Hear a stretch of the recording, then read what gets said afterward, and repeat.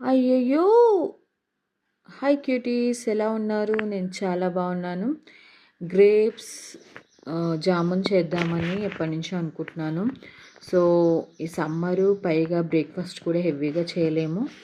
దానికి తగ్గట్టు నేను జామున్ చేద్దాం అనుకుంటున్నాను. కానీ ఫస్ట్ అటెంప్ట్ ఎలా వచ్చిందో ఏంటో మీరే చూడాలి. గ్రేప్స్‌ని మంచిగా సాల్ట్ ఏసేసుకొని, క్లీన్ చేసుకొని మిక్సీకి వేసేసుకోవాలి. మంచిగా నీట్‌గా క్లీన్ చేసేసుకోవాలి. ఎందుకంటే ఎలాంటి డస్ట్ ఉండకూడదు. చాలా రోజులు స్టోరేజ్ ఉంటుంది కాబట్టి. మిక్సీకి వేసాను. ఔచ్! మొత్తం పడిపోయింది. తర్వాత గ్యాస్ వెలిగించేసి హీట్ అయిపోయాక జ్యూస్ వేసాను. జ్యూస్‌ని కూడా నేను జాలి పట్టుకున్నాను. ఇలా మొత్తం ఒక నురుగొస్తుంది. ఆ నురుగ తర్వాత మనము షుగర్ 1 కప్ వేసుకోవాలి.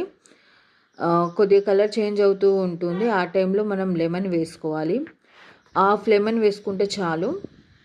ఎక్కువ వేసుకునే అవసరం లేదు. ఆల్రెడీ మనకు గ్రేప్స్ అనేవి చాలా పులుపు ఉంటాయి. ఇలా థిక్‌నెస్ వచ్చాక చూడండి. ఇలా థిక్‌నెస్ వచ్చాక అలానే కలుపుతూ ఇంకొక థిక్‌నెస్ ఇంకో కొద్దిసేపు బాగా మరిగించినాక ఆ తర్వాత మనకు తెలిసిపోతుంది జామున్ రెడీ అయిపోయింది అని. సో, మనము ఇలా అయ్యాక మనం గ్యాస్ కట్టేయాలి. కట్టేసి పక్కకు పెట్టేసుకున్నాక చల్లార్చినాక మనము కంటైనర్లో తీసుకోవాలి. గ్లాస్ కంటైనర్లో తీసుకుంటున్నాను నేను. యాక్చువల్గా ఇది బాటిల్ నేను కంటైనర్గా మార్చేసుకున్నాను. మా బుడ్డోడు ఏం చేశాడు, దానిపైన ఉన్న గ్లాస్ ప్లాస్టిక్ని పలగొట్టేశాడు. దానివల్ల నేను కంటైనర్ చేసేసుకున్నాను. నాకు మంచిగా అనిపించింది. సో, ఇలా ఫిల్లింగ్ మొత్తం చేసేసుకొని పక్కకు పెట్టుకోవాలి. మనకు బ్రెడ్స్ అన్నా లేకపోతే buns, I like buns. Breads కన్నా బన్స్ ఎక్కువ నేను తింటాను. సో, ఒక్క బన్ తిన్నాను అనుకోండి సరిపోతుంది నాకు. Breakfast complete. అస్సలు ఎంత టేస్టీగా అనిపిస్తుందో అనుకున్నాను. కానీ హైలైట్ మనం చేత్తో చేసుకున్నది మార్కెట్లో కొనుక్కున్న దానికన్నా 100 రెట్లు బాగుంది.